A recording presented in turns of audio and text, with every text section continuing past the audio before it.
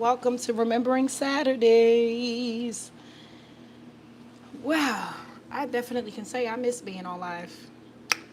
Definitely miss being on live. I remember being on live every month last month. I mean every day last month. What a time to be alive. What a time to be alive. Welcome everyone. Welcome. I hope everyone has had an amazing week. I have had a little bit of technical issues this week with my videos, but that's okay. Next week is a new week. That won't happen again. You live and you learn. You live and you learn.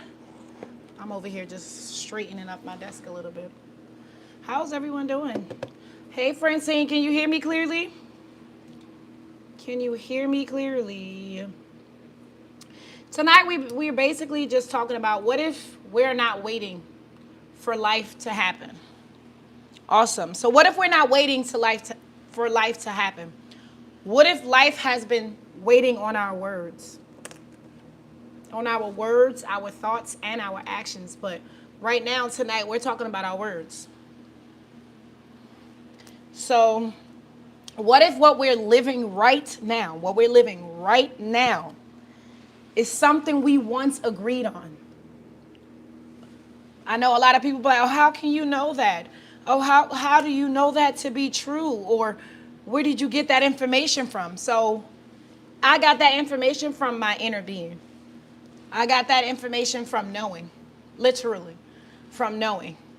So if I'm asking you that right now, what if what we're living right now is something we agreed on? And I'm going to tell you right now, I agreed on it. I agreed on it. I feel like I know that I sat down and created this. What I like to call a contract before I even came to this realm, before I even took my first breath in a human body. I created this. And a lot of people are going to say, how you know this? Because I know. I feel it. I know it. I've had dreams. I've woken up with these dreams. And then not only that, I've been led to other people who know and feel the same way. So it's not just me. So it is possible. So it is very much possible. Because I get questions all the time. Oh, this is when people start to think that you're weird. Or this is when people start to think that you're crazy. And that's okay. Let them. Literally. Let them. Because like I tell you all the time, we are on our own journey. We are doing our own thing. Thank you. Happy Saturday. Happy Saturday, Daniel. Happy Saturday. So we're basically asking the question tonight. We're discussing what if everything we're living right now was something we once agreed upon. Hey, Jenny, how are you? Happy Saturday. Where are you two connecting from? I said two. It's like about 10 people online. Where are you all connecting from tonight? Drop in the chats. Where are you at in the US? Where are you? Because tonight we're going to talk about something deep. What if everything that we're living right now was something that we once agreed upon? Was something we once made a contract for? What if? And I'm not talking about consciously, but repeatedly. So tonight we're not talking about affirmations. We're not hyping up affirmations. We're not doing that. Not tonight. We're talking about embodied speech, aligned speech, conscious speech. That's what we're talking about tonight, because speaking something into existence isn't magic. How everyone says manifesting, that's not magic. We do that every single day, whether we consciously do it or not. But tonight, I'm going to have the discussion with you about what if everything we're living right now is something we once agreed with? Because it is. Everything we speak, maybe not all of it. I'm talking about when you have those feelings and emotions and you take action towards certain things. We created it. Okay, so we think we only speak with our mouths. Let me tell you something. And this is what I want people to understand and know. Because when we are speaking, right? When you speak, a lot of people complain. A lot of people rehearse fears. And then they say this always happens to me. Imagine waking up saying that every day, or whenever something happens, but continuously, repeating it day in and day out. This always happened to me. Men are like this. Money is hard. Nothing works out for me. That's speaking. And guess what's listening? Our nervous system listens. Our subconscious mind is listening. Our body listens. Our energy is organizing around the repetition. Our energy is organizing around the repetition. Yes, Emery, yes. And we don't get what we say all at once. We don't get it right then. But we get it once we continually to repeatedly agree with it. So we are continually repeating it. Yes, it's yours. Congratulations. You just signed up for something that I promise you probably didn't want. But speaking it every day after day after day, complaining, rehearsing fears, saying all this always happens to me. Men are like this. Money is hard, or nothing works out for me. Unfortunately, you did this unconsciously, but you created this for you. And it just is what it is. You're agreeing with it every time you say it, and you say it over and over and over and over and over. Thank you. I love y'all too, honestly. So every time, let me say this, every time we describe something, right, we're defining it. We're defining it. And when we define it, like when we define it long enough, guess what we do? We defend it. It's now ours. Example. Let me give you an example. If we say, I'm always overlooked, right? Our brains start to look for that evidence. It starts to look for that evidence in our lives. It starts to look for that. And we miss moments.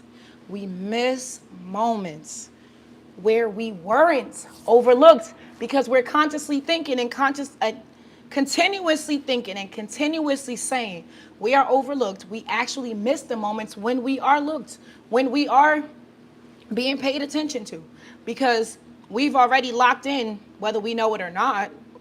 We've already locked into our nervous system, into our subconscious minds, into our thinking, into our thoughts that, you know what?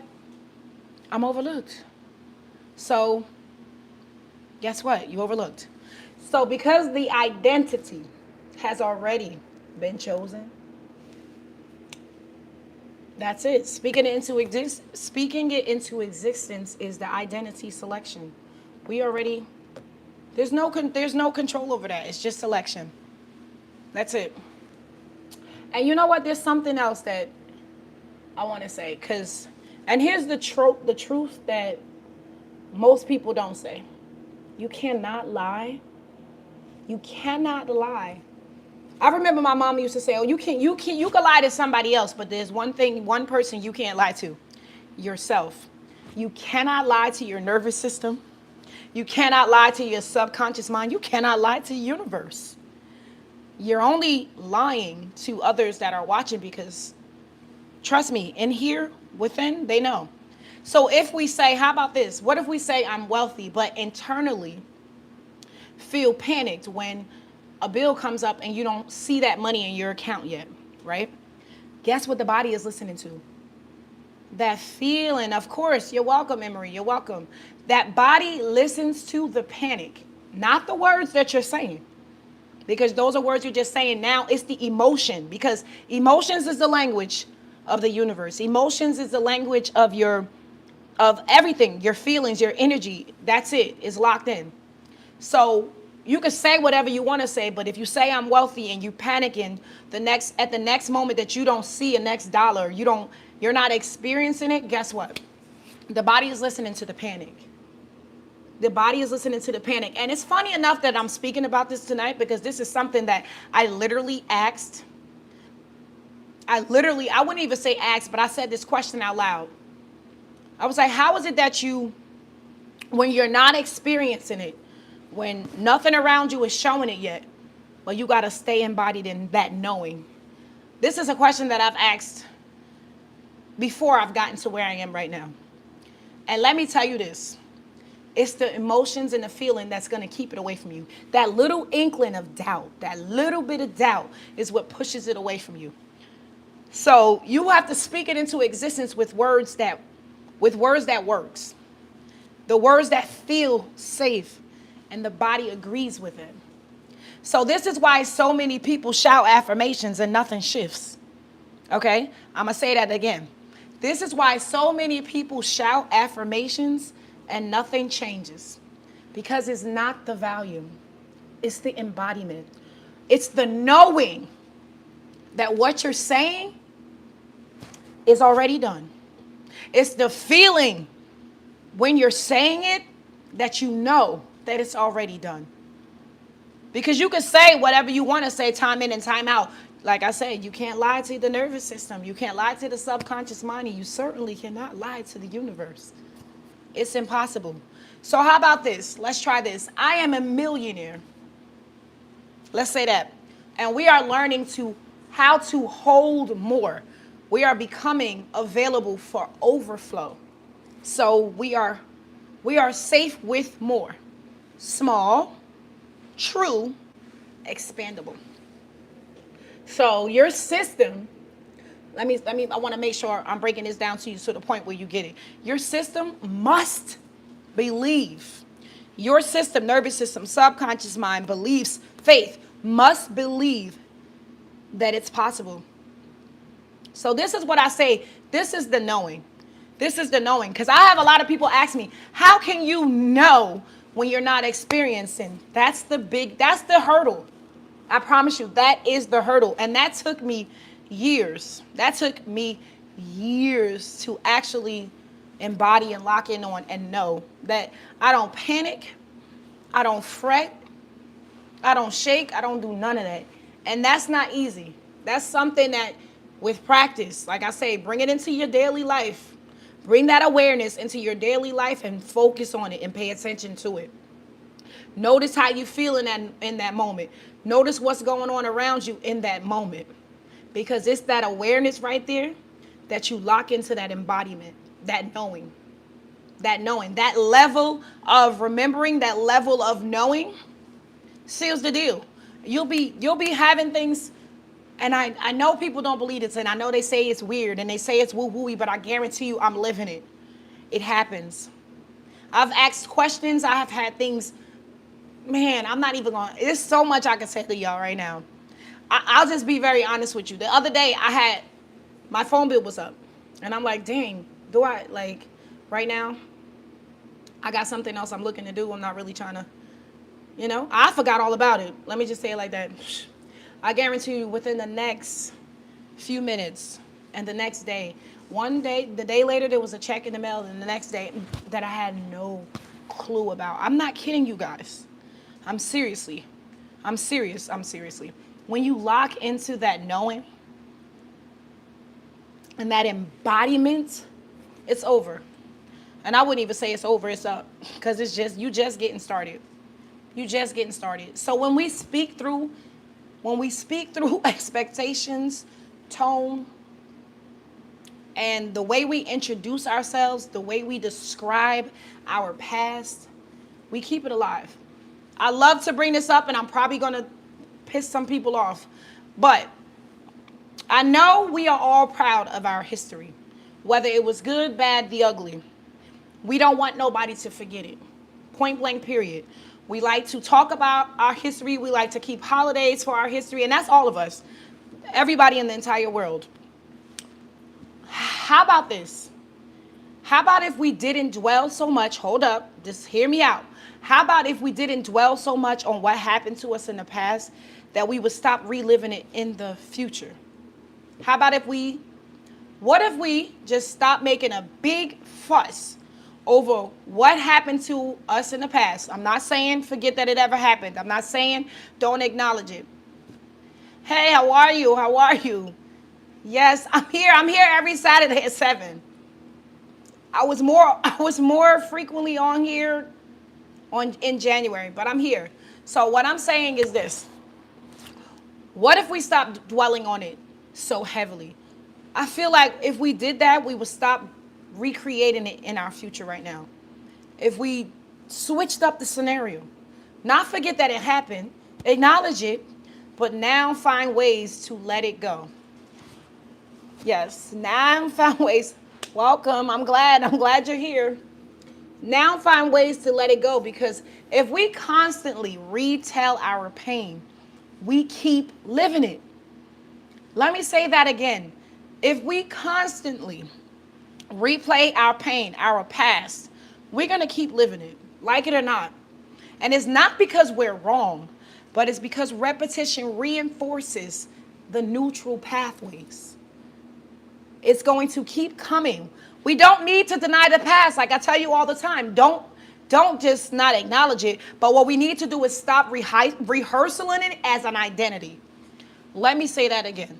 We need to stop rehearsing it as an identity. It happened to us, yes, but it's not who we are. It's not who we are. It's absolutely not who we are. Trust me, I've for years was, and I would say forced. I'm not gonna lie to you. I was forced to replay my past. I was forced to have thrown up into my face certain things that I did back when I was 21. I've continuously had it thrown up in my face. So I started thinking like, damn, I actually have no value. I actually start to say, okay, maybe I could have did this differently. Or I used to like, shame myself. I'm be very honest. I used to shame myself like, tag. So I'm really screwed up in this lifetime. And I would say, no matter how much that got to me, that's not who I am. That's not me. That doesn't define who I am. My past didn't define who I am right now. It made me stronger. It actually made me stronger. It made me realize more of who I am and what I desire to choose to show up in my reality. Because now I've lived through it. Now I'm able to say, oh yeah, this is not something I want repeated. This is not something that I want repeated. So, I mean, what you can do right now is what's one sentence you've been repeating? I could just speak for, matter of fact, what's one sentence you've been repeating unconsciously? I mean, seriously. What is one sentence that you've been repeating over and over and over? Because there definitely has been one, whether you noticed it or noticed it not. Are you mixed with salt? Because you are sodium fine. Ah, that's cute. Thank you, Jairus. Anyway, what's one sentence you've been repeating? For an example, if you've been repeating the sentence, nothing works for me. Today and every other day following, we're going to shift that. We are learning. This is what you're going to say instead of saying nothing works for me.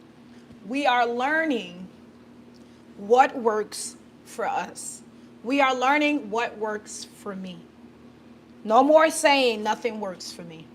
No more saying that. We are saying we are learning what works for me. Another one that's very, very common. I am stressed. Please. I am always stressed. Shift that sentence to, we are practicing calm. We are practicing calm. Oh, and here go another one I hear often. I am bad with money. We're going to shift that tonight and shift it continuously. We are becoming wiser with money. And it's not denial. It's just direction. It's not denial. You're acknowledging that your experience is not that right now, but you're knowing and you're embodying the shift. We are becoming wiser with money. We are practicing calm. We are learning what works for us. Okay? That's the mature part, to be very honest. Right? No more saying, I am tired. No more saying, I am tired. And that's one that I would find myself saying sometime. So I start changing it up. I can use some sleep. I would say right now, I feel like right now I could use some sleep. So it's either I'm going to go to sleep or I'm going to do what I'm going to need to do. But I'm going to stop filling my head up with that I am tired. Just say, it's not, you're not acknowledging it. I mean, you're going to acknowledge it, but just switch up the words. Just make a shift in the words. I can use some sleep. And that's the mature part. It's not about blaming ourselves for trauma. It's not. And it's not about pretending that nothing happened. It's about acknowledging it. So this is about asking, what do I keep reinforcing? What do I keep speaking on daily? What am I keep repeating that doesn't serve me? What do I keep saying every day that doesn't serve me? And once you become aware of that, there's no changing it. There's no unknowing it. Because once you've become aware of the language that you use and you use it constantly and it doesn't serve the life that you desire, it doesn't serve the reality that you desire, you stop saying it and you shift it, you rephrase it. Okay? So we don't control everything, but we do participate. We are co-creators. We are co-creators, and participation is power. It is, it's power. So we don't speak to convince life. We speak to align ourselves with the reality that we desire. It's like neural knowledge says all the time. Spirituality without the ability to create your reality is vanity. So once you're aware of the things that you speak and you bring into existence, you start to change those words. You start to change your feelings behind those words when you're using those words and how often you use them.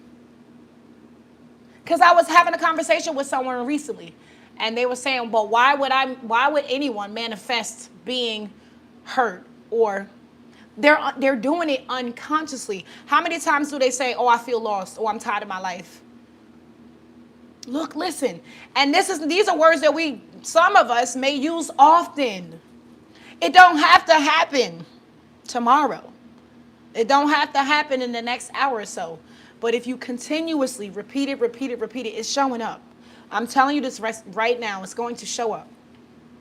If you always are panicking and saying, oh, I don't have enough money, or I don't have enough food, or I don't have enough something, continue to know that you are going to continue to not have enough. Because I can tell you this right now, there is more than enough. Rephrase it. It has to show up. It has to. It has to. That's just it. So life mirrors alignment. It mirrors alignment, not effort. Certainly not force. We tend to think, and our ego allows this, we tend to think that we have so much control over everything. We don't. And I've gotten into it, and I haven't gotten into it, but I've gotten into some heavy discussions where people actually think they control their outcome. You create the journey. I don't even care for that word control. You create the journey, but the outcome is not yours. We're co-creators. We're co-creators. I say this all the time. There's a briefcase. I need, let's just say $1 million. Somebody can a person has a goal on winning $1 million, right? That's their goal. They repeat it 24/7. They after it all the time. And then one day they turn a corner. This is just a story. And they find a briefcase and it has $1 million in it. See, you didn't control the outcome. You didn't hit the lottery. You still got the $1 million. So you don't really control the outcome. You just create the reality. You create the journey. And it's alignment. The world responds to internal agreement, to what we agree with within. So if you're constantly saying these words over and over and over, and you're having some emotions behind them as well, it's all yours, unfortunately. So when you live consciously and aware, because that's what we came here to do, to live aware, to live consciously, to live on purpose, and to know that we create what shows up in our reality. So let's do this together. We are no longer speaking fear as prophecy. We are no longer speaking fear as prophecy. We are no longer rehearsing lack as an identity. Please, we are no longer rehearsing lack as an identity. We are no longer repeating pain as destiny. We choose words that expand us. We choose language that calms us. We choose speech We choose speech that makes the body feel safe, makes us feel safe in our body. Okay? We speak from knowing. We speak from alignment, and we speak from awareness. And I can guarantee you this. We allow life to organize around that. You will see your life take a major shift, and you will see things show up in your reality that you've always desired to show up.